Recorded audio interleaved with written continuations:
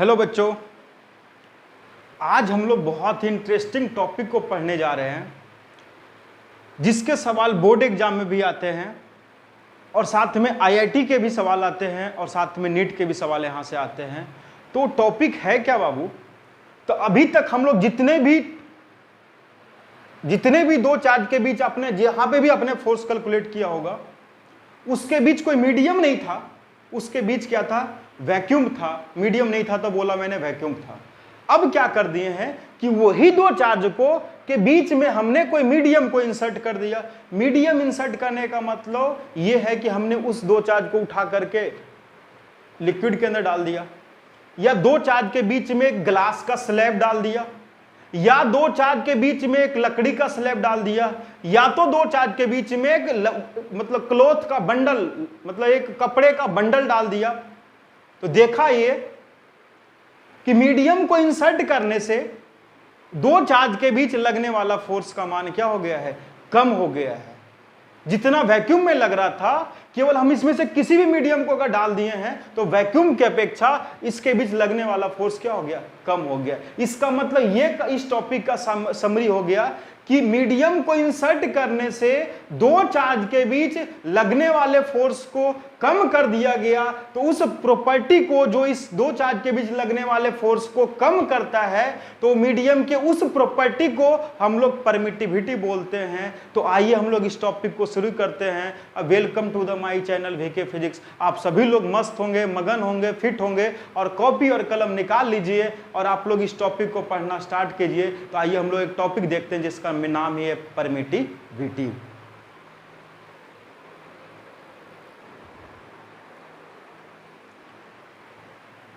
तो बच्चों आइए हम लोग देखते हैं उस प्रॉपर्टी को जिसके वजह से फोर्स का मान कम हो रहा था, उसको हम लोग बोलते हैं बाबू परमिटिविटी। इसको बोलते हैं हिंदी में विद्युतशीलता। इसको रिप्रेजेंट करते हैं किससे? एप्सिलॉन से रिप्रेजेंट करते हैं। एक खाता क्या है? तो इसके बारे में लिखा गया है बाबू कि यह जो है मीडियम की प्रॉपर्टी होती है। It is the property of medium which decrease the electrostatic force between two charge. कहता है यह जो है मीडियम की प्रॉपर्टी होती है जो दो चार्ज के बीच लगने वाले फोर्स को कम करता है। उस मीडियम की उस प्रॉपर्टी को हम लोग ही क्या बोलते हैं बाबू? परमिटिविटी कहते हैं। तो इस कॉन्सेप्ट का सा जनरेशन कहां से हुआ है?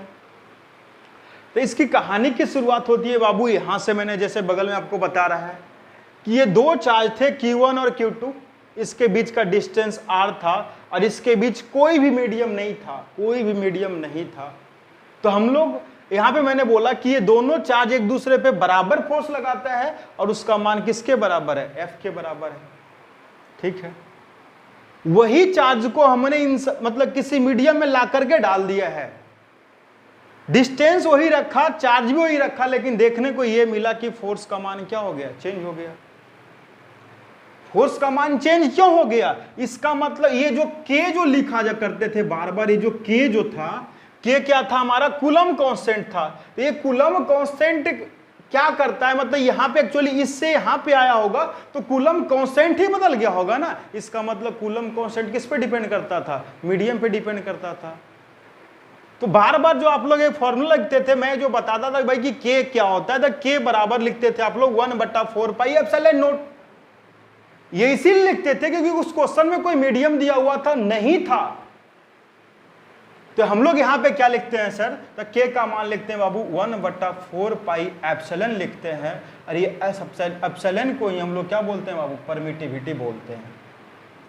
इस K के बारे में आपको पहले ही बता रखा हूं कि K का यूनिट न्यूटन मीटर स्क्वायर बटा कूलम स्क्वायर होता है और ये K का डायमेंशन होता है m1l3 T⁻⁴ A⁻²।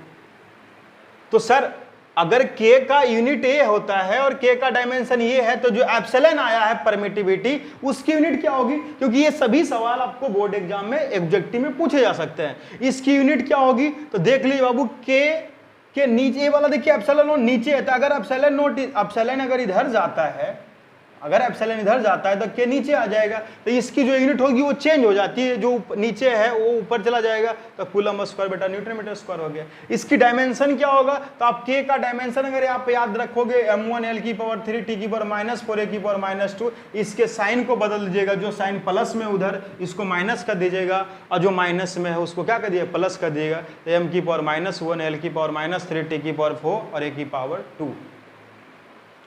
ये जो परमिटिविटी होता है बाबू दो तरह का होता है, एक को बोलते हैं एब्सोल्यूट परमिटिविटी, एक को बोलते हैं रिलेटिव परमिटिविटी, मतलब निरपेक्ष विद्युतशीलता और सापेक्ष विद्युतशीलता।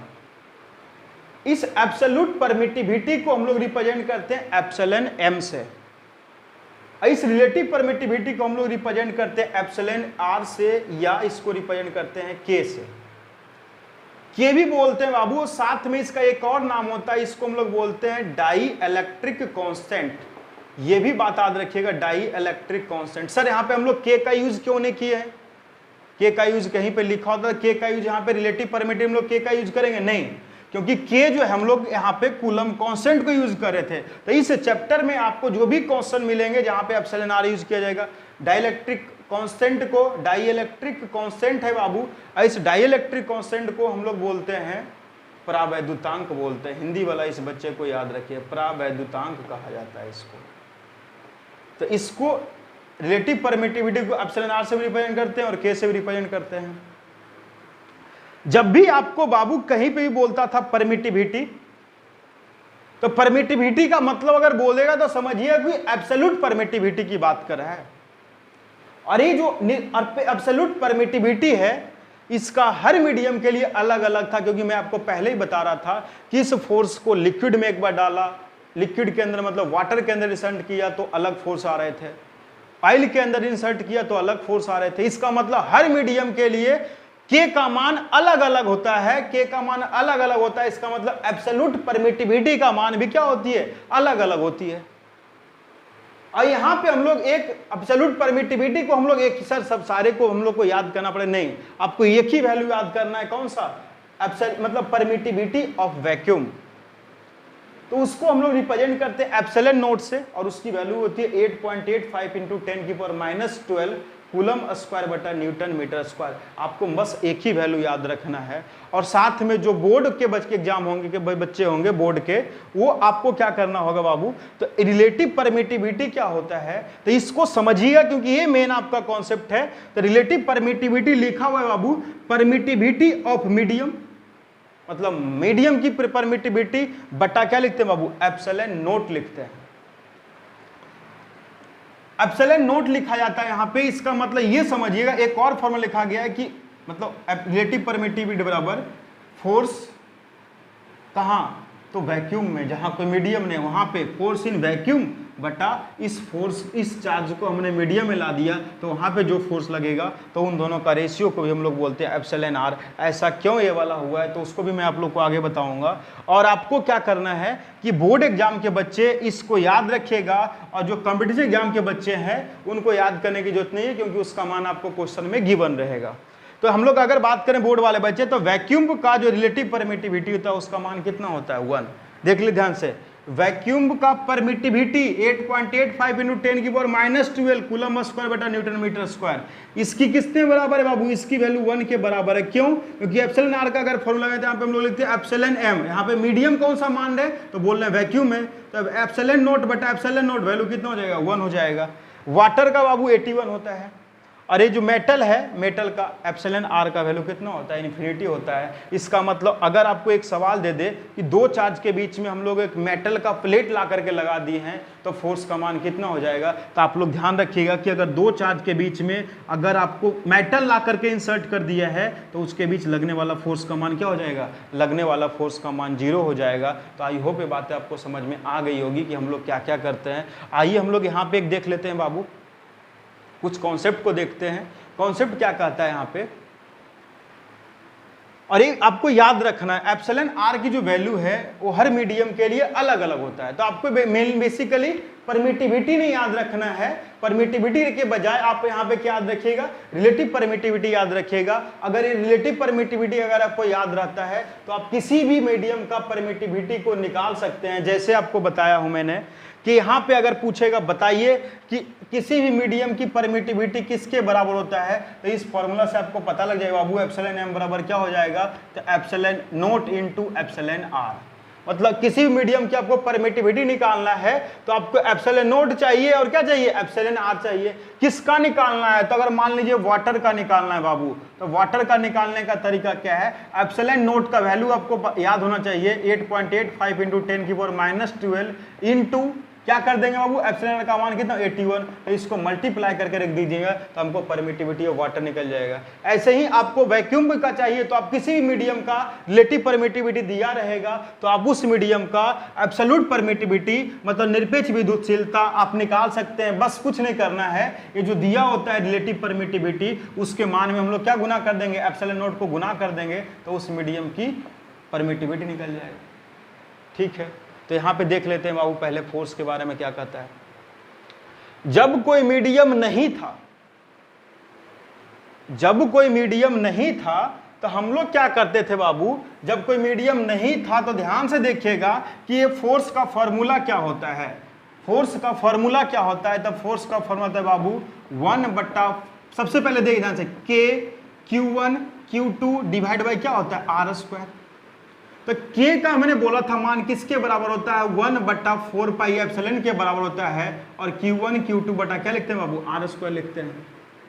तो आपको जब भी सवाल में सुनिएगा ध्यान से कि जब भी सवाल में आपको ऐसा दिया रहे, क्या क्वेश्चन रहेगा कि भाई दो चार्ज है, एक चार्ज Q1 है और दूसरा चार्ज Q2 है, और उसके बीच अगर कोई मीडियम नहीं दिया रहेगा तो आप एप्सिलॉन के बजाय क्या लिखेगा वहां पे, एप्सिलॉन नॉट लिखेगा। आई होप ये बात आपको समझ में आ रहा होगा। ठीक है, अब अगर मैं इसको देखूं बाबू तो इसके बीच हमने एक मीडियम इंसर्ट कर दिया जिसके बोला वाला इस मीडियम का रिलेटिव परमिटिविटी क्या दिया हुआ है, एप्सिलॉन आर दिया हुआ है। तो जब भी आपको अगर कोइ मीडियम दिया रहेगा तो मीडियम अगर कोई आपको दिया होता है तो फॉर्मूला क्या लगाइएगा, तो कहता है कि फोर्स का फॉर्मूला आपको क्या लगाना पड़ेगा, 1/4 पाई एप्सिलॉन के बजाय यहां पे हम लोग उस मीडियम की परमिटिविटी को लिखेंगे और साथ में Q1 Q2 बटा R²। सर इसका मान तो हमको याद नहीं रहेगा, तो क्या करना होगा बाबू, तो क्वेश्चन में आपको दिया रहेगा Q1 Q2 बटा 4 पाई, और जहां पे हम लोग यहाँ पे अभी देखिए अगर कोई मीडियम था, अगर कोई मीडियम नहीं था तो हम लोग वहां पे लिखते थे एप्सिलॉन नॉट। अगर यहाँ पे मीडियम है तो अगर मीडियम आ जाएगा तो आप उसके फॉर्मूला में कुछ नहीं करिएगा, एप्सिलॉन नॉट भी लिखिएगा और साथ में एक और वैल्यू लिखिएगा एप्सिलॉन आर और साथ में कर दीजिएगा R²। जब भी आपको दो चार्ज को अगर किसी मीडियम में रख करके फोर्स निकालना होगा तो आप हमेशा इस फॉर्मूला को दिमाग में याद रखिएगा कि मीडियम में फोर्स किसके बराबर होता है, तो Q1 Q2 बटा 4 पाई एप्सिलॉन नॉट गुना एप्सिलॉन आर गुना R² होता है। अगर कोई मीडियम नहीं रहेगा तो आप वहां पे एप्सिलॉन नॉट लगाओगे, अगर कोई मीडियम रहेगा तो वहां पे एप्सिलॉन नॉट गुना एप्सिलॉन आर रखोगे। तो आई होप ये बात आपको समझ में आ गया होगा कि मैं आपको क्या बोलना चाह रहा हूं। आइए हम लोग एक क्वेश्चन को देखते हैं थोड़ा सा बाबू, कि ऐसा करने से जो मैंने आपको फॉर्मूला बताया था उसको मैं आपको बताने वाला हूं क्या है, सुनिएगा ध्यान से।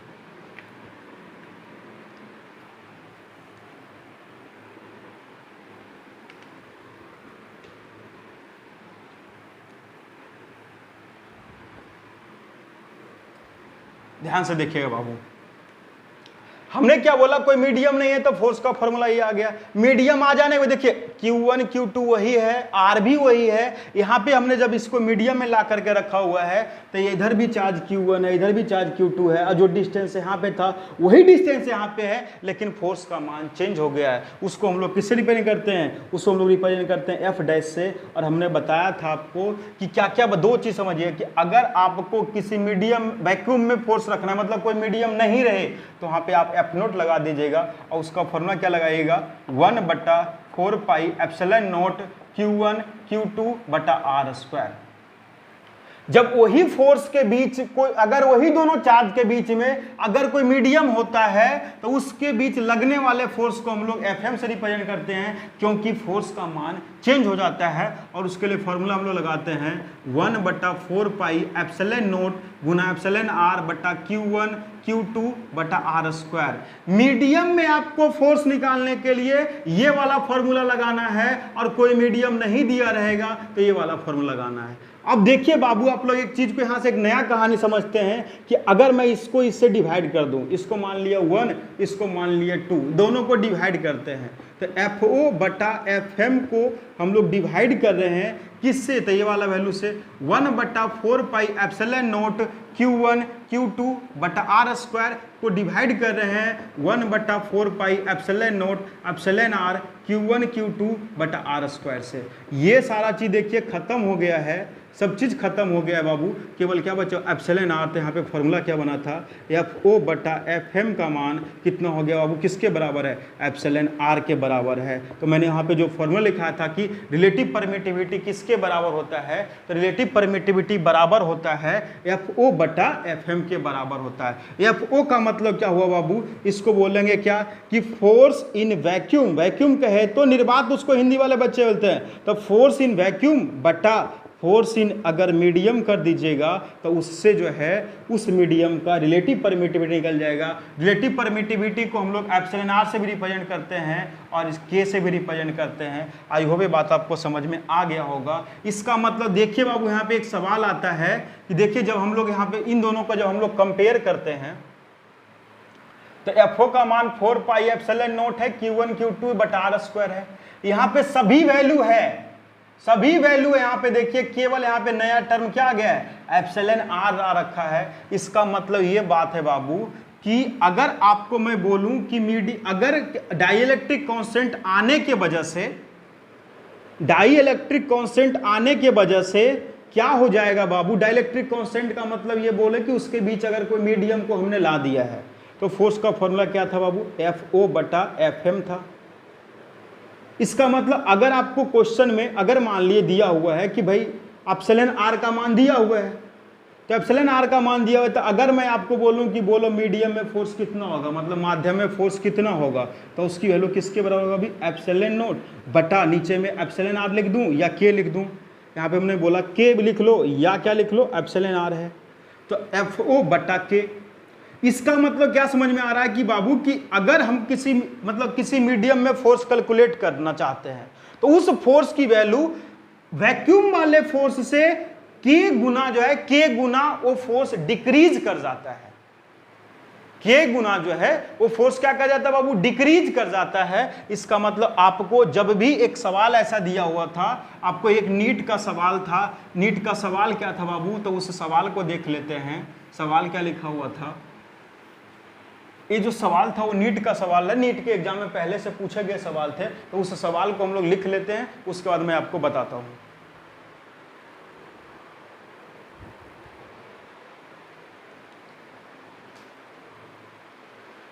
देखिए एक सवाल दिया हुआ है, नीट का सवाल है और बोर्ड में भी ये सवाल पूछे जाते हैं। नीट 1999 में सवाल पूछा गया था कि 2 point charges placed at a certain distance apart in air interact with the force F। कहता है दो चार्ज को जब एयर में रखा जा रहा था तो उसके बीच लगने वाला फोर्स का मान F था। कहता if air is replaced by a medium of dielectric constant K। कहता है एयर को हटा करके एक दूसरा मीडियम को इंसर्ट किया गया जिसका डाइइलेक्ट्रिक कांस्टेंट K दिया हुआ है, तब कहता है फोर्स क्या हो जाएगा। हिंदी में भी लिखा हुआ है सवाल कि हवा में कुछ दूरी पर रखे दो आवेश के बीच लगने वाला बल F हो, यदि हवा को किसी और माध्यम जिसका परिमाण K से हटा दिया जाए तो बल का मान क्या होगा। ऑप्शन ए लिखा होगा बाबू, पढ़ लीजिए, उसके बाद बनाइए जरा एक बार। एक मैं इसको स्क्रीन रोक दीजिएगा, उसके बाद इसको बनाइएगा। तो आई होप ये बना लिए होंगे। तो इसको हम लोग बताते हैं क्या कहता है, जो भी ऑप्शन बनाए होंगे। लिखा हुआ इंक्रीज टेक K टाइम्स।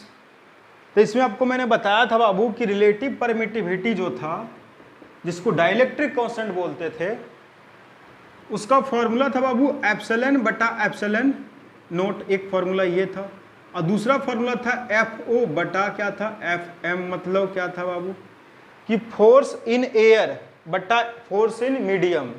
तो यहाँ पे क्या आपको पूछा रहा है, मीडियम में फोर्स पूछ रहा है बाबू। तो मीडियम फोर्स क्या हो जाता था, फोर्स इन एयर बटा एप्सिलॉन आर के बजाय यहाँ पे क्या यूज किया हुआ है, के, तो हमने लिखा यहाँ पे के। तो ये बताया था बाबू कि फोर्स जो है के टाइम्स क्या कर जाता है, डिक्रीज कर जाता है। तो फोर्स डिक्रीज करने का मतलब कितना डिक्रीज करेगा, तो पहला में इंक्रीज था, नहीं, रिमेन्स अनचेंज, गलत बात है, अनचेंज नहीं रहता है। डिक्रीज के टाइम्स मतलब ये हो जाएगा के गुना क्या हो जाता है बाबू, घट जाता है। और लास्ट ऑप्शन था इंक्रीज के इनवर्स टाइम्स, इसका मतलब के इनवर्स गुना बढ़ जाएगा। तो इसका मतलब कौन सा ऑप्शन हो जाएगा, ऑप्शन नंबर सी हो जाएगा बाबू, कि फोर्स का मान क्या हो जाता है, घट जाता है। तो भाई इसी सवाल को हम लोग एक और तरह से चेंज करते हैं। तो ये चेंज करते हैं, यहाँ पे देखते हैं कि भाई इसी सवाल को हम लोग ऐसे ही बोल सकता है कि फोर्स का मान क्या होगा। और ऑप्शन आपको ये भी दे सकता है, ऑप्शन क्या देगा, देखिए ध्यान से, सेम क्वेश्चन है, सेम क्वेश्चन। तो पहला कह रहा है कि ऑप्शन क्या हो जाएगा, एफ बटा के मैंने बोला, दूसरा बोला के टाइम्स ऑफ एफ बोला, दूसरा बोला कि एफ बटा अंडर रूट के हो जाएगा, और लास्ट ऑप्शन मैं बोल रहा हूँ के बटा एफ हो जाएगा। ये ऑप्शन दिया हुआ है, क्वेश्चन सेम है बाबू, कि भाई फोर्स एफ है, उसको एयर को हटा करके एक मीडियम इंसर्ट किया गया जिसका डायलेक्ट्रिक कांस्टेंट के है, तो फोर्स का मान क्या होगा। आई होप अभी मैंने आपको बताया था, आप लोग तो इस क्वेश्चन को फटाफट बना दिए, क्या कहेगा। तो अभी भी बताया था के का फॉर्मूला क्या होता है बाबू, के का फॉर्मूला होता है फोर्स, मतलब ये वैक्यूम में फोर्स बटा, वैक्यूम पे एयर बोल लो, बटा मीडियम में फोर्स, ठीक है।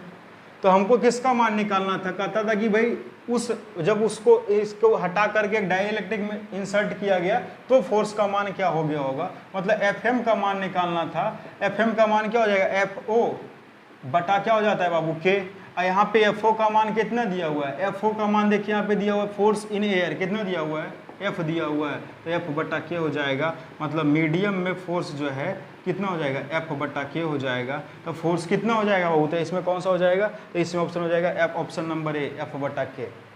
इसी क्वेश्चन को बाबू यहाँ से ऐसे बदल सकता है, मान लीजिए यहाँ पे दे देगा आपको 40 न्यूटन दे देगा, और के का मान लीजिए 8 दे दिया है। तो ऑप्शन यहाँ पे देखिए क्या क्या होगा, मैं लिख रहा हूँ यहाँ पे option A 320 newton, option B 5 newton, option C हो गया 15 न्यूटन, ऑप्शन डी हो गया 50 न्यूटन, या लिख सकते हैं, हाँ 50 न्यूटन मैं लिख रहा हूँ। क्वेश्चन देखिए सेम है, तो आप लोग स्क्रीन को रोक करके इंग्लिश में भी क्वेश्चन बदल दीजिएगा। यहाँ पे मैंने बोला फोर्स 40 न्यूटन है, और यहाँ पे प्रावधान की दिया हुआ 8, उससे हटा दिया गया है। तो आई होप क्वेश्चन को सब लोग बना लीजिएगा, स्क्रीनशॉट, स्क्रीन को रोक करके सब लोग मुंह जवानी बना दे। क्या बोला था वो, मीडियम में फोर्स ने पूछ रहा है, तो मीडियम में फोर्स किसके बराबर बताया था, तो वैक्यूम में फोर्स बटा के बोला था, या हवा में फोर्स बटा के बोला था। और दोनों का मान दे ले बउआ, देख ले। और यहाँ पे फोर्स जो है एयर में कितना दिया हुआ है बाबू, एयर में दिया हुआ है 40 न्यूटन, तो 40 न्यूटन का दीजिएगा और डिवाइड बाई के, और के का मान कितना दे ले बउआ, के का मान 8 देल है। इसका मतलब ये दोनों कट गया, इसका मतलब फोर्स का मान कितना आ गया बाबू, फोर्स का मान आ गया 5 न्यूटन।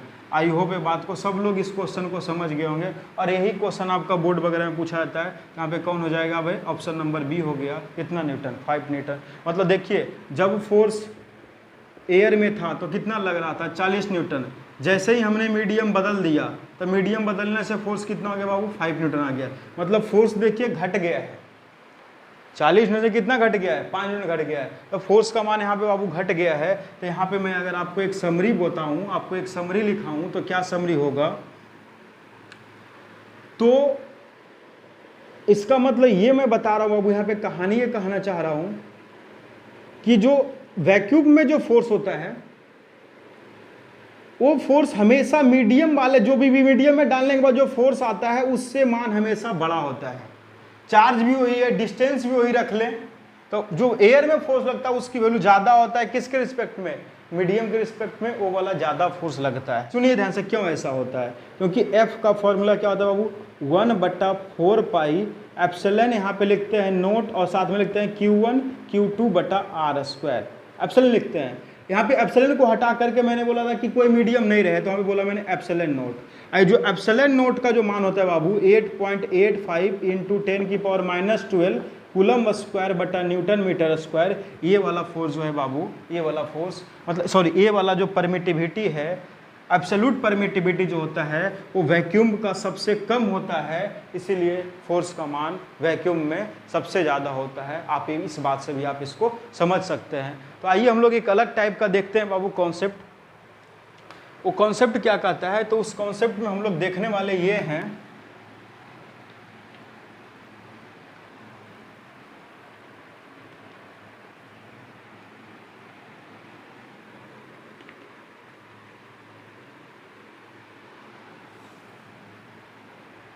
तो कॉन्सेप्ट एक कहता है, देखिए आपसे क्या कहेगा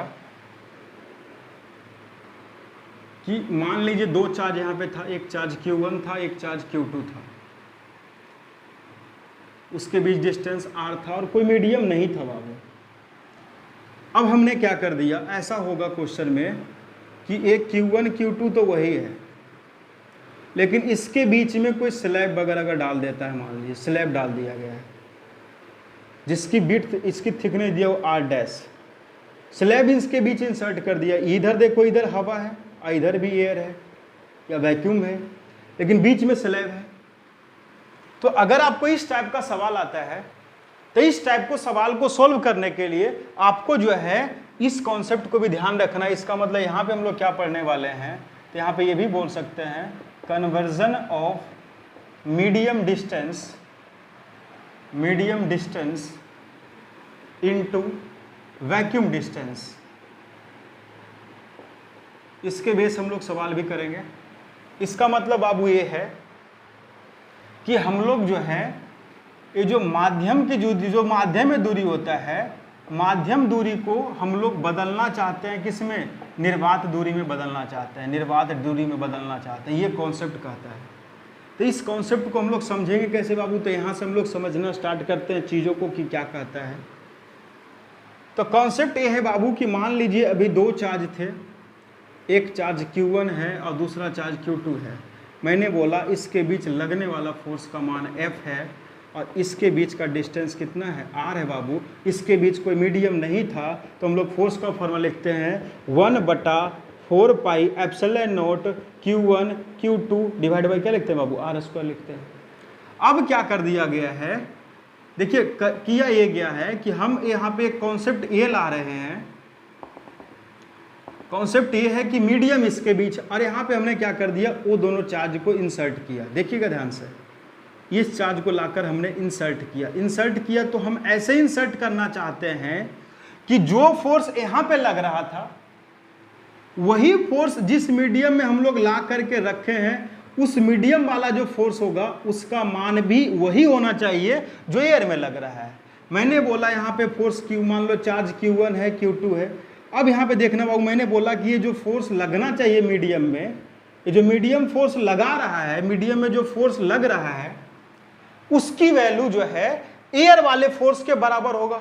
तो एयर वाले फोर्स के बराबर होगा बाबू, तो इसका मतलब अगर मैं बोलूं कि ए जो है, ए जिस मीडियम में लाया गया उसकी रिलेटिव परमिटिविटी कितना दिया हुआ, एप्सिलॉन R दिया हुआ है, परावैद्युतांक का मान, विद्युतशीलता का मान कितना दिया हुआ है, एप्सिलॉन R दिया हुआ है। तो इसके बीच क्या करना होगा, हमको इस तरह से ला करके रखना है कि जो एयर में फोर्स लग रहा है, जो एयर में फोर्स लग रहा है वही फोर्स यहाँ पे भी लगना चाहिए, वही फोर्स मीडियम में लगना चाहिए। इसके लिए हमको क्या करना पड़ेगा बाबू, क्योंकि मीडियम ला देने से फोर्स का मान तो घट जाएगा। तो अगर मैं इसी सेम डिस्टेंस पर ला करके रखता हूं, मैंने क्या बोला है कि अगर कोई मीडियम आ गया तो मैं पहले जानता हूं कि फोर्स का मान कम हो जाएगा। हम चाहते हैं कि दोनों फोर्स बराबर रहे। दोनों फोर्स अगर बराबर रहता है बाबू, तो उसके लिए हम लोग क्या करते हैं, तो उसके लिए हमने क्या कर दिया है कि इन दोनों चार्ज के बीच के डिस्टेंस को ही हमने चेंज कर दिया है, क्योंकि फोर्स बराबर रखना है। एप्सिलॉन मीडियम आ जाने से फोर्स कम होगा, हम फोर्स बढ़ाना चाहते हैं, तो फोर्स बढ़ाने के लिए क्या करना पड़ेगा, डिस्टेंस को कम करना पड़ेगा। तो अब दोनों का हम लोग फॉर्मूला लिखते हैं। यहाँ पे फॉर्मूला क्या लिखते हैं, जब मीडियम आ जाता है तो उसका फॉर्मूला लिखते हैं बाबू 1/4 पाई एप्सिलॉन नॉट, और साथ में क्या लगाते हैं, एप्सिलॉन R लगाते हैं, और क्या लगाते हैं बाबू, Q1 Q2, यही रहा, बटा डिस्टेंस में हम लोग चेंज किए थे। डिस्टेंस हम लोग क्या बोल रहे हैं, डिस्टेंस मान रहे R डैश का स्क्वायर। तो यहाँ पे हम लोग देखते हैं बाबू कि कहता है कि जो फोर्स एयर में लग रहा है वही फोर्स मीडियम में लगना चाहिए। तो हमने बोला कि फोर्स एयर वाला फोर्स बराबर होगा मीडियम वाले फोर्स का। तो एयर में कितना फोर्स लग रहा था, तो 1/4 पाई epsilon not Q1 Q2 divide by क्या बोलते हैं R स्क्वायर। मीडियम में फोर्स कितना लग रहा था, तो 1/4 पाई एप्सिलॉन नॉट एप्सिलॉन R, और साथ में क्या आया था बाबू Q1 Q2, और डिस्टेंस भी हमने चेंज किया था। क्यों? क्योंकि मीडियम आ जाने से फोर्स घट रहा था, तो फोर्स को बढ़ाना चाहते हैं तो हमें डिस्टेंस को भी चेंज करना पड़ता है। तो इसका मतलब Q1 Q2 देखिए कट गया, ये वाला 4 पाई एप्सिलॉन नॉट ये भी पूरा कट गया। क्या बचा हुआ है देख लीजिए यहाँ पे बाबू, यहाँ पे टर्म बचा हुआ है। अगर आप यहाँ पे क्या क्या बचा हुआ है, बचा हुआ 1/R स्क्वायर बराबर 1/एप्सिलॉन R, और साथ में लिखा है R डैश का होल स्क्वायर। तो इसको क्या लिखेंगे बाबू, इसको लिख सकते हैं ऐसे करके, इसको लिख सकते हैं। देखिए ध्यान से यहाँ पे आप लोग इस चीज़ों को समझ रहे हो। क्या बचा है यहाँ पे 1/R स्क्वायर बचा हुआ है, यहाँ पे क्या बचा हुआ है 1/एप्सिलॉन R इंटू क्या लिखा हुआ R डैश का स्क्वायर बचा हुआ है। ये दोनों ना बचा हुआ है। तो यहाँ पे हम लोग इसको अगर क्रॉस गुना करते हैं तो क्या मिलता है बाबू, यहाँ पे मिलता है R स्क्वायर बराबर एप्सिलॉन नोट और इंटू साथ में क्या लिखा हुआ R डैश का स्क्वायर लिखा हुआ है। और स्क्वायर इधर गया, रूट गया बाबू, रूट में गया तो क्या हो जाएगा, ये दोनों रूट में आ जाएगा, एप्सिलॉन नोट भी आ गया और R डैश का स्क्वायर भी आ गया। तो यहाँ पे हम लोग रूट निकालेंगे तो क्या हो जाएगा बाबू, ए लिखेंगे R बराबर रूट अंडर एप्सिलॉन नोट गुना क्या लिखा है बाबू R डैश लिखा हुआ है। आई होप ये बात आपको समझ में आ गया होगा। तो जब भी आपको मीडियम डिस्टेंस को वैक्यूम डिस्टेंस में बदलना होगा तो आप क्या करोगे, तो R बराबर ए है बाबू, ए R क्या है, ये है डिस्टेंस एयर में, हवा में या निर्वात में। R डैश क्या है, तो मीडियम में डिस्टेंस है। मीडियम में डिस्टेंस क्या आया है बाबू, रिलेशन ये आया है कि R का मान जो होता है वो किसके बराबर होता है, तो उसके बराबर होता है epsilon under root epsilon naught into R dash भी हो सकता है। या कभी कभी आपको R डैश का मान पूछे तो R डैश का मान कितना हो जाएगा बाबू, तो R बटा रूट एप्सिलॉन नोट के बराबर होता है। आई होप ये चीज़ों को समझिएगा। बोर्ड वाले बच्चे इसको ध्यान में रखिएगा और साथ में कंपटीशन वाले बच्चे भी ये चीज़ों को ध्यान रखिएगा। ये फॉर्मूला एक कॉन्सेप्ट दोनों में आता है कि जब भी आपको मतलब जब भी आपको ये कौन सा डिस्टेंस है, ये है डिस्टेंस मीडियम में, माध्यम में। तो मीडियम वाले डिस्टेंस को अगर बदलना होगा वैक्यूम वाले डिस्टेंस में तो उसको हम लोग कैसे रिप्रेजेंट करते हैं बाबू, इसको हम लोग रूट अंडर एप्सिलॉन नोट को गुना करते हैं, किससे, R डैश से गुना कर देते हैं। आई होप ये बात आपको समझ में आ गया होगा। तो आइए हम लोग इसके बेस एक क्वेश्चन देखते हैं, एज इट इज इसी के बेस क्वेश्चन रहता है। तो आइए हम लोग उसको क्वेश्चन को पहले देखते हैं।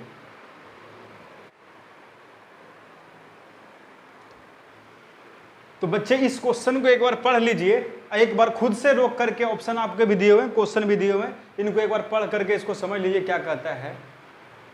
तो मैं इस क्वेश्चन को बनाता हूं, क्या कहता है बाबू, सवाल आप देख लीजिएगा। कहता ये है कि दो चार्ज है, एक बोला मैंने Q1 और दूसरा बोला हुआ है Q2, इसके बीच का डिस्टेंस कर है 20 सेंटीमीटर है, हवा में रखा गया है। तो कहता है इसके बीच लगने वाला जो फोर्स है उसका मान दिया हुआ है बाबू FO। पहला लाइन क्वेश्चन को पढ़ेगा समझ में आ जाए। अब क्या कहता है, कहता है ये है कि यही जो Q1 और Q2 जो दो चार्ज था, Q1 और Q2 जो दो चार्ज था, अब इसके बीच में 10 सेंटीमीटर का एक स्लैब ला दिया है। कितने सेंटीमीटर वाला, 10 सेंटीमीटर का स्लैब ला दिया है, जिसके वजह से इसके बीच जो लगने वाला फोर्स है उसका मान बोला FO/4 हो गया है। और अभी भी देखिए ये जो वैक्यूम में, मतलब जो वैक्यूम में एयर में डिस्टेंस था वो 20 सेंटीमीटर था। तो ये इस स्लैब के ला जाने की वजह से अब एयर कितना वाला भाग बचा है, ये एयर इतना में बचा हुआ है, ये वाला और ये वाला भाग में एयर है, बाकी बीच में तो स्लैब आ गया है। इसके आ जाने से फोर्स का मान चेंज हो गया, पहले क्योंकि FO लग रहा था अब हो गया FO/4 हो गया। इसका मतलब अब हम इस क्वेश्चन को बनाने के लिए क्या करते हैं, तो हम लोग यहाँ पे बेसिक फॉर्मूला अगर लगाते हैं फोर्स का बाबू, तो फोर्स यहाँ पे क्या लिखा हो FO का फॉर्मूला क्या लगाओगे बाबू, K नहीं लिखेंगे, यहाँ पे लिखेंगे 1/4 पाई एप्सिलॉन नोट और साथ में क्या लिखेंगे Q1 Q2 और यहाँ पे कितना लिख देंगे 20 का स्क्वायर, क्योंकि डिस्टेंस 20 है, आपने 20 का स्क्वायर कर दिया। अब यहाँ पे क्या कीजिएगा बाबू, अब यहाँ पे मैं अगर लिखूं फोर्स का, क्योंकि फोर्स चेंज हो गया, मैं बोल रहा हूँ यहाँ पे फोर्स का मान कितना दिया, यहाँ पे फोर्स का मान दिया FO/4। तो FO/4 का मान क्या लिखोगे, K के बजाय पे क्या लिखोगे 1/4 पाई। अब देखना ध्यान से बाबू, ऊपर में तो Q1 Q2 आएगा ही आएगा, तो सर आपको मीडियम में फोर्स निकालने का तो फॉर्मूला सर आपने ये बताया था 1/4 पे epsilon not Q1 Q2 divide by क्या बोला था मैंने, आर स्क्वायर बाबू, और साथ में पहले क्या लगाते थे, एप्सिलॉन आर भी लगाते थे। तो सर यहाँ पे क्या आर का मान यहाँ पे रख देंगे 20 सेंटीमीटर, 20 सेंटीमीटर नहीं रख सकते हैं क्योंकि ये स्लैब के आ जाने से फोर्स कम हो गया। तो वो डिस्टेंस, मीडियम में डिस्टेंस कुछ क्या हो जाता है आपको, अगर ये फोर्स कम आए तो मीडियम में डिस्टेंस वो कुछ और होगा। अगर मैं इसी डिस्टेंस को वैक्यूम में बात करेंगे तो वैल्यू चेंज हो जाएगा। तो इसीलिए मैंने आपको इसके पहले वाला जो कॉन्सेप्ट बताया था और हमें बताया था कि जो अगर आप किसी मीडियम वाले डिस्टेंस को, मीडियम मतलब ये स्लैब के डिस्टेंस को, स्लैब है 10 सेंटीमीटर का लेकिन इसका जो मान जो है वो वैक्यूम में उसका मान कुछ और होगा, वो डिस्टेंस चेंज हो जाएगा। तो उसका फॉर्मूला बताया था आर बराबर ये वाला आर किसका डिस्टेंस था, आर था वैक्यूम डिस्टेंस। इसका फॉर्मूला बताया था बाबू, क्या बताया था, R dash into root under epsilon R बताया था। और एप्सिलॉन आर के बजाय हम लोग यहाँ पे क्या लिखेंगे, के लिख रहे हैं, तो आर का formula R dash under root के हो जाएगा। तो ये 10 सेंटीमीटर को जब आप वैक्यूम वाले डिस्टेंस में बदलोगे तो यहाँ पे हम लोग देखो फॉर्मूला में यहाँ पे क्या लगाएंगे, 1/4 पाई एप्सिलॉन नॉट ही ले रहे हैं। हम क्या कर रहे हैं बाबू, इसको हम लोग वैक्यूम डिस्टेंस में बदल रहे हैं। तो यहाँ पे हम लोग परमिटिव एप्सिलॉन आर ये वाला फॉर्मूला लगाते हैं, बल्कि यहाँ पे लगा देते हैं एप्सिलॉन नॉट। और डिस्टेंस लिखना होगा तो क्या लिखेंगे बाबू, डिस्टेंस लिखना होगा तो 10 सेंटीमीटर एयर में है। इसको भी हमने ये 10 सेंटीमीटर को, ये जो स्लैब वाला है उसको भी हमने वैक्यूम एयर वाला डिस्टेंस में बदल दिया, तो उसका मान किसके बराबर होगा, तो 10 रूट के बराबर हो गया। इसका हमने क्या कर दिया, होल स्क्वायर कर दिया। आई होप समझ में आ रहा होगा। इन दोनों को हम लोग यूज करके हम लोग सोल्व करना चाहेंगे। तो यहाँ पे F4/4 लिखा है बाबू, तो हम यहाँ पे ऐसे कर सकते हैं ना, F4 को यहाँ कर देते हैं, 4 को इधर भेज देते हैं। तो F4 का मान देखिए क्या आ गया, यहाँ पे ये दिया हुआ है, यहाँ पे F4 का मान ये दिया हुआ है, तो दोनों को हम लोग इक्वेट कर देंगे। तब इक्वेट करेंगे तो यहाँ पे क्या लिखेंगे बाबू, देखो यहाँ पे 1/4 पे एप्सिलॉन नॉट Q1 Q2 बटा 20 का होल स्क्वायर किसके बराबर होगा, तो ये जो पूरा फोर्सेज है उसके बराबर होने वाला है, ये दोनों इसके बराबर है। तो यहाँ पे से क्या हो जाएगा, Q1 Q2 कैंसिल हो गया, 4/4 भी कैंसिल हो गया। क्या बचा है बाबू, देख लीजिए इधर ये बचा हुआ है, क्या बचा हुआ है, 10 + 10 रूट के का होल स्क्वायर बराबर किसका है, तो 20 का स्क्वायर गुना 4 हो जाएगा, 4 ये गुना हो जाएगा, इधर ये इधर आ गया। अब स्क्वायर इधर उधर रूट भेज दीजिए तो क्या हो जाएगा, 10 + 10 रूट के बराबर, इसको उधर भेजिएगा तो क्या हो जाएगा बाबू, ये देखिए स्क्वायर है इधर जाकर रूट हो जाएगा, तो 20 का होल स्क्वायर है तो ये 20 हो जाएगा, इंटू यहाँ पे क्या बचा हुआ 4, यहाँ पे क्या बचेगा 2 बचेगा। ये बात आपको समझ में आ रहा होगा। क्या कीजिएगा, इसको 10 को इधर भेज दीजिए तो 10 रूट के बराबर इधर कितना लिखा है, 40 में से 10 गया कितना हो गया बाबू, 30 हो गया। यहाँ पे देख लीजिए क्या आया हुआ है, यहाँ पे आया हुआ है, यहाँ पे क्या वैल्यू आया हुआ है कि 10 रूट के का मान कितना आ गया बाबू, के का रूट का मान 30 आ गया, ये 0 0 मर गया। अब देखो रूट के का मान 3 आ गया, स्क्वायर कर दीजिएगा तो के का मान कितना आ गया, के का मान 9 आ गया। इसका मतलब ऑप्शन कौन सा आएगा, ऑप्शन नंबर बी हो जाएगा। आई होप ये बात आपको समझ में आ गया होगा। एक क्वेश्चन ठीक क्वेश्चन था, आप इसको अच्छे से समझ लीजिएगा, एक दो बार स्क्रीन को रोक करके जहाँ पे आपको समस्या है देख लीजिएगा। आपको इस टाइप के क्वेश्चन कॉम्पिटिटिव एग्जाम में जरूर आते हैं।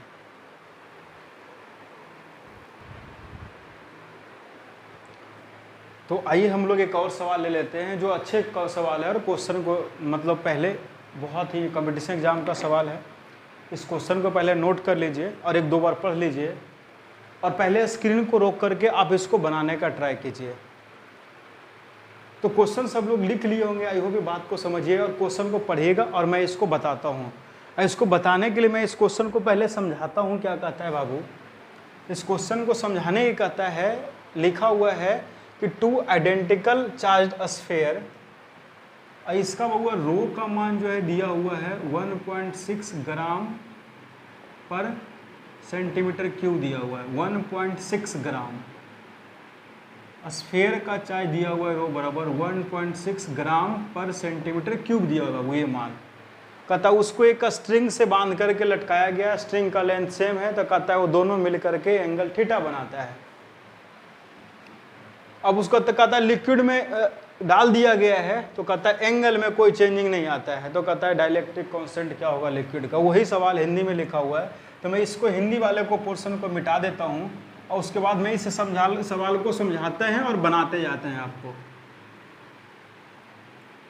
सवाल क्या कहता है बाबू पहले समझिएगा ध्यान से, ये कॉन्सेप्ट आपको पहले भी मैं बता रखा हूँ। क्वेश्चन ये कहता है बाबू कि मान लीजिए कि दो स्फीयर था, चार्ज स्फीयर था, दो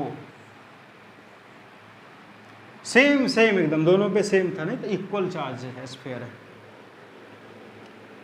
इसका मास भी दिया हुआ है बाबू, क्योंकि डेंसिटी है तो इसके मास होंगे ही होंगे। और यहाँ पे ये दिया हुआ है कि ये वर्टिकल के साथ दोनों जो है एंगल थीटा बना रहा है, ये भी थीटा बना रहा है और ये भी क्या बना रहा है, थीटा बना रहा है। इसके बीच कुछ डिस्टेंस होंगे, आई होप ये चीज़ हमें पता नहीं है, ये चीज़ हमें इसके बारे में पता नहीं है कि इसके बीच का क्या दिया हुआ है डिस्टेंस, ठीक है। अब बाबू ये बात को समझिएगा कि अगर इसका मास, देखिए इस क्वेश्चन को समझने के लिए पहले क्या कीजिए, ये देखिए इक्विलिब्रियम में है। इक्विलिब्रियम में होने का मतलब ये होता है कि इस पे या इस पे, दोनों पे मिला, इस पे बोल लूँ नेट फोर्स का मान 0 या इस पे बोल लूँ नेट फोर्स का मान 0। अब कहता है कि इसके बीच कुछ फोर्स लग रहा होगा बाबू, कुछ फोर्स इसके बीच लग रहा होगा। अब क्या कहता है कि इसी को, ये जो पूरा सिस्टम जो इधर दिख रहा है, उस सभी सिस्टम को उठा करके, इस पूरे सिस्टम को उठा करके एक लिक्विड में ला दिया है, लिक्विड में इस पूरे को गिरा दिया है, लिक्विड में ला करके रख दिया है ऐसे करके। और कहता है लिक्विड में लाने के बाद भी ये वाला थीटा में कोई चेंज नहीं आता, जो थीटा यहाँ पे बन रहे थे एंगल, वही एंगल यहाँ पे भी बन रहे हैं।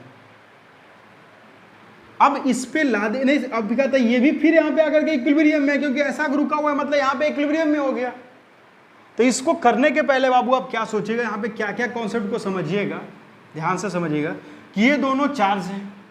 ये मान लिया इस पे चार्ज Q1 है, इस पे बोल दिया मैंने, दोनों पे आइडेंटिकल चार्ज है, मतलब बराबर चार्ज है, ये भी Q बोल दिया, ये भी Q बोल दिया है।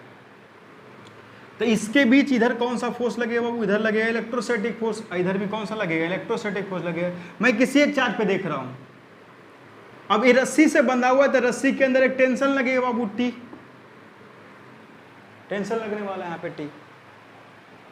अब इसे टेंशन लग रहा है बाबू, इधर लग रहा है कौन सा फोर्स, इधर लग रहा है इलेक्ट्रोस्टैटिक फोर्स। इसका मास m है तो इसका वेट भी किधर क्यों लगेगा, नीचे क्यों लगेगा, उसका मान किसके बराबर होगा, mg के बराबर होगा बाबू।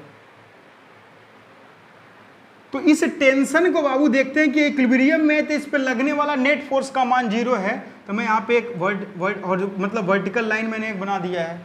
तो अगर ये थीटा होता है बाबू तो ये वाला भी कितना हो जाएगा, थीटा हो जाएगा। तो इस टेंशन को हमने दो कंपोनेंट कर दिया, ये किसके अलोंग कर दिया, इधर की ओर, इसका मान इसके साथ बना रहा है एंगल थीटा के साथ, मतलब इस लाइन के साथ बना रहा है थीटा एंगल, तो इसकी वैल्यू किसके ओर होगा, इसका वैल्यू होगा टी कॉस थीटा के बराबर हो जाएगा। अगर इधर ही बात किया जाए इधर की ओर तो ये भी इसकी वैल्यू कितना होगा, टी साइन थीटा हो जाएगा।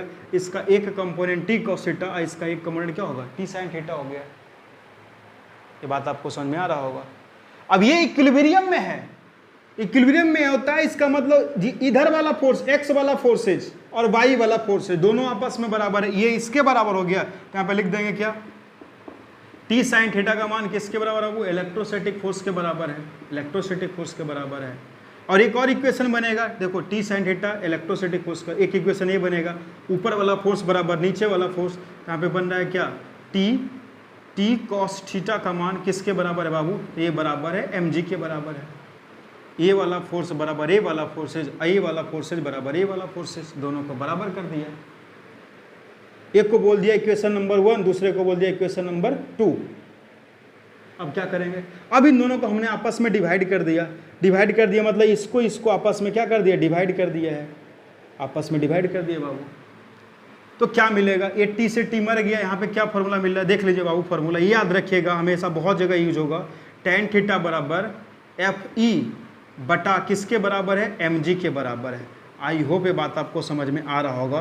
तो ये फॉर्मूला इंपॉर्टेंट है इस कॉन्सेप्ट के लिए, तो ये बात आपको दिमाग में बैठा लीजिए। अगर मैं यहाँ पे बात करूँ बाबू, अगर यहाँ पे बात करूँ कौन कौन फोर्स लग रहा होगा, यहाँ पे बात करूँ तो इधर भी लग रहा होगा इलेक्ट्रोस्टैटिक फोर्स।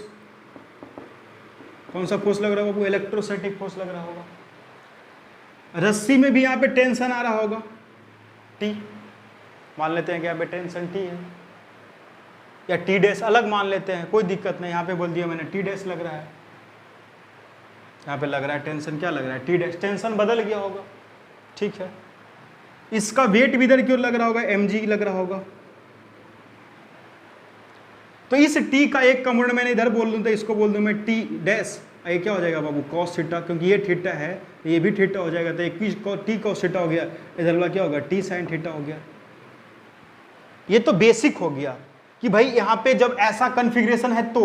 लेकिन यहां पे एक चीज और नया कॉन्सेप्ट आएगा बाबू, क्या कॉन्सेप्ट है कि लिक्विड के अंदर जब इंसर्ट करेंगे किसी चीज को, लिक्विड के अंदर डालते हैं, तो लिक्विड के अंदर डालने की वजह से लिक्विड भी इसके ऊपर एक बॉयंसी फोर्स लगाता है, और बॉयंसी फोर्स लगाता है तो यहाँ पे जो नेट वेट होता है, जैसे यहाँ पे देखो वेट का मान किसके बराबर है, वेट का मान अगर W बोलूं तो W का मान यहाँ पे किसके बराबर है, mg के बराबर है। लेकिन यहाँ पे वेट क्या हो जाएगा, डिक्रीज कर जाएगा, क्योंकि mg नीचे लगेगा और बॉयंसी फोर्स ऊपर लगेगा। उसको बोलते हैं हिंदी में उत्प्लावन बल। लिक्विड भी उस ठोस के ऊपर अपवर्ड डायरेक्शन में फोर्स लगाता है, उसको बोलते हैं बॉयंसी फोर्स।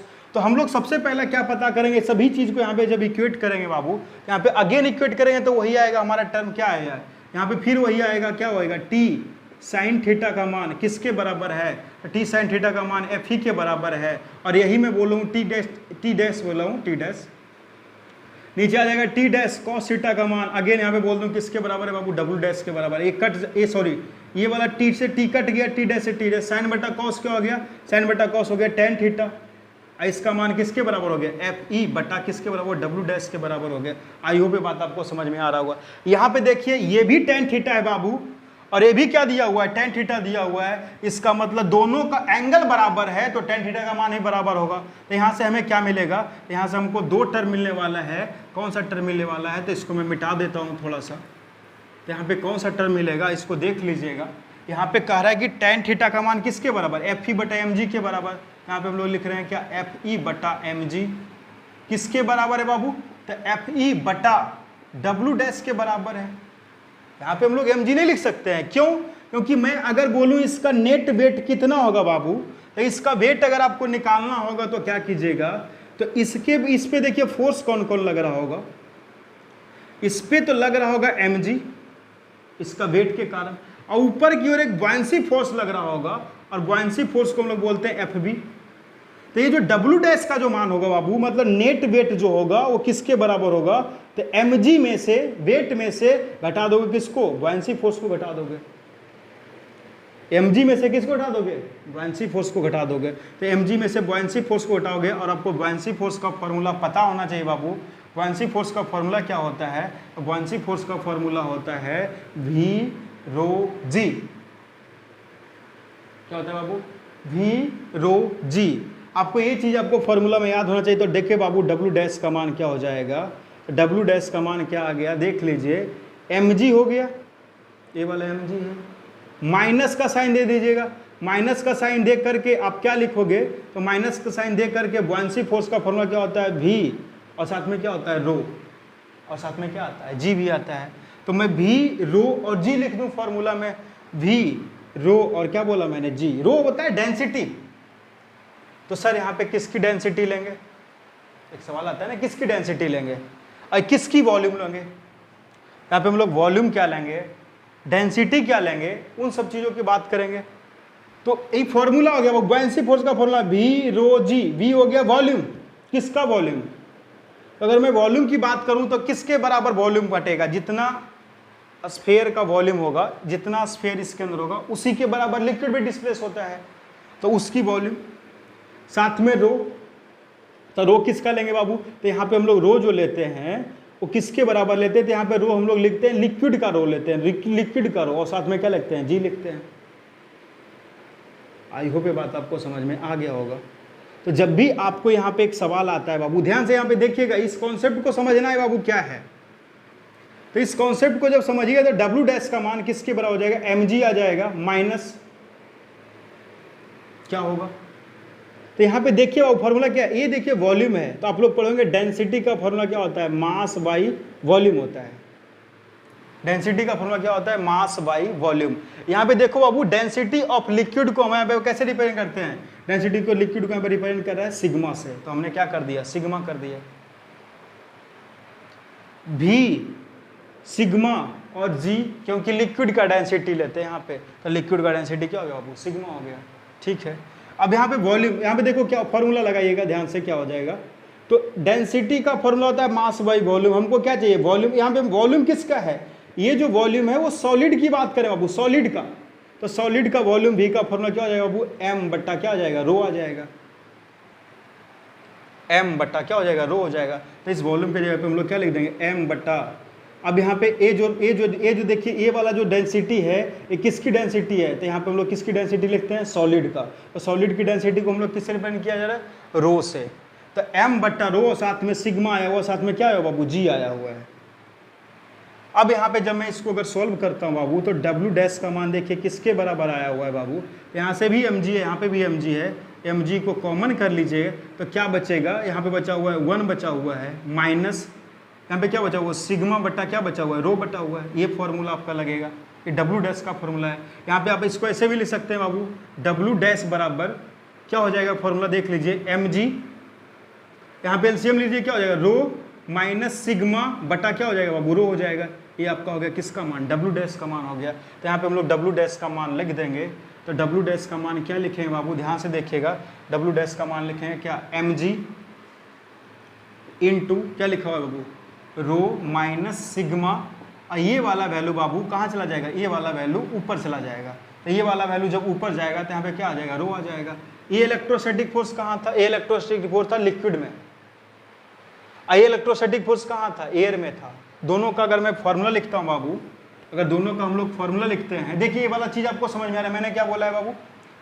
कि जो वेट होगा, जो वेट जो कम हो गया लिक्विड में डालने के बाद वेट उसका एपरेंट वेट होता है, तो उसकी वेट में कुछ कमी आती है, तो किसके बराबर होता है? तो एमजी में से जितना लिक्विड को डिस्प्लेस किया है वो बॉयंसी जो जितना अपने फोर्स लगा रहा है, वो जितना बॉयंसी फोर्स लगा रहा है वो बॉयंसी फोर्स किसके बराबर होता है? तो वी रो जी के बराबर होता है। तो वी और रो यहाँ पे किसका? जो जितना लिक्विड डिस्प्लेस हो रहा है, तो लिक्विड का यहाँ पे हम लोग डेंसिटी ले रहे हैं। लिक्विड का डेंसिटी दिया हुआ है कितना? सिग्मा, और साथ में क्या लगा दिया? जी लगा दिया। ये वॉल्यूम किसका है? तो ये वॉल्यूम है इस सॉलिड का वॉल्यूम है। तो वॉल्यूम का मास डेंसिटी का फॉर्म होता है मास बाई वॉल्यूम। तो हम लोग क्या किए बाबू? वॉल्यूम निकालने के मास बटा डेंसिटी कर दिए। यहाँ पे डेंसिटी किसका लिए? ये डेंसिटी है सॉलिड का, और ये डेंसिटी किसका है? ये डेंसिटी है लिक्विड का। आपको ये बात समझ में आ गया होगा। यहाँ पे mg को मैंने कॉमन कर दिया, क्या बचा? 1 माइनस सिग्मा बटा क्या लिखा है बाबू? एप्सिलॉन सिग्मा बटा रो लिखा हुआ है। और यहाँ पे एलसीएम ले लिया, हमारा ये वैल्यू आ गया। अब यहाँ पे फॉर्मूला लगा दीजिए। इलेक्ट्रोस्टैटिक फोर्स का क्या फॉर्मूला लगाओगे? यहाँ पे बोलो जल्दी, 1/4 पाई एप्सिलॉन नॉट लगाओगे। क्या लगाओगे साथ में? Q1 Q2, दो चार्ज है बराबर है, तो Q1 Q रख दिया, यहाँ पे Q रख दिया, बटा क्या हो जाएगा बाबू? बटा डिस्टेंस मैंने बोला r² है। आई होप आपको समझ में आ रहा होगा। ठीक है, डिस्टेंस वही रखा होगा तब ना एंगल वो बन रहा होगा। तो यहाँ पे हम लोग क्या करेंगे? साथ में क्या है बाबू? mg आया हुआ। यहाँ पे क्या कर दो? फीड का मान 1/4 पाई क्या करते हैं? एप्सिलॉन नोट लिखते हैं, और साथ में क्या लिखते हैं बाबू? k लिख देते हैं, या एप्सिलॉन r लिख देते हैं। यहाँ पे लिख दो एप्सिलॉन r, कोई दिक्कत नहीं है। बाकी यहाँ पे फॉर्मूला क्या है? Q1 है ही, Q2 है ही, बटा mg, और साथ में क्या लगा? रो लगा हुआ है बाबू, और साथ में क्या लगा हुआ है? यहाँ पे लगा हुआ है, यहाँ पे लिखा हुआ है mg, और रो माइनस क्या लिखा हुआ है? सिग्मा लिखा हुआ है। ये Q1 Q2 कट गया, अगर Q1 Q2 होता तो कट गया, 4/4 भी कट गया, और साथ में क्या है? r² भी है, तो r² भी कट गया है, क्योंकि डिस्टेंस दोनों में सेम रहेगा तभी ना एंगल सेम बनेगा। तो यहाँ पे भी क्या है? mg है, ये भी mg कट गया है बाबू। यहाँ पे क्या बचा? एप्सिलॉन r केवल बचा हुआ है, केवल और केवल क्या बचा हुआ है? एप्सिलॉन r बचा हुआ है। इधर का सभी वैल्यू कैंसिल हो गया। यहाँ पे देखिए फॉर्मूला क्या हो गया बाबू? एप्सिलॉन r बोल लो या बोल लो k बोल लो, और k का फॉर्मूला क्या है बाबू? देखो, ये डेंसिटी लिखा हुआ है बटा रो माइनस कितना लिखा है बाबू? रो माइनस सिग्मा लिखा हुआ है। तो आपको ये चीज़ का कन्फ्यूजन कैसे होगा? कैसे दूर कीजिएगा? तो यहाँ पे हम लोग बाबू किसका लिखते हैं? सॉलिड का डेंसिटी लिखते हैं। ये भी सॉलिड का डेंसिटी है, और किसका डेंसिटी है? तो लिक्विड का डेंसिटी है। तो ये आप शॉर्टकट याद रखोगे, तो आपको एक किसी तरह का भी सवाल आएगा तो इसको आप बना लाइएगा, और इस फॉर्मूला को लगा करके, स्क्रीन को रोक करके ये फॉर्मूला लगा करके आप ऑप्शन भी मिला सकते हैं। यहाँ पे 1/4 है, यहाँ पे 1/2 है। क्या हो जाएगा बाबू? देख लीजिए यहाँ पे k बराबर डेंसिटी ऑफ सॉलिड कितना दिया हुआ है? 1.6 दिया हुआ है, divide by density of solid में से माइनस कर दीजिएगा डेंसिटी ऑफ लिक्विड का, इसकी वैल्यू दी हुआ 0.8।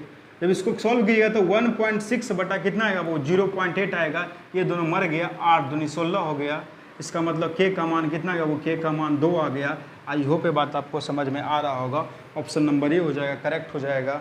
तो आइए आपसे विदा लेते हैं। आपको एक क्वेश्चन का कॉन्सेप्ट समझ में आ गया होगा। अगर एक क्वेश्चन कॉन्सेप्ट समझ में नहीं आता है तो वीडियो को रोक करके 1 से 2 बार इसको देखिएगा, आपको इसकी हर चीज़ समझ में आ जाएगा। तो मैं आइए आपसे विदा लेता हूँ, और अगर आपको ये अच्छा लगता है तो ज़रूर चैनल को सब्सक्राइब कर दीजिएगा और दूसरे को बताते रहिएगा कि मेरे से अधिक लोग जुड़े, ताकि मुझे मनोबल मिले और मैं आपको अच्छे से अच्छे कंटेंट में आपको प्रोवाइड करता रहूँ।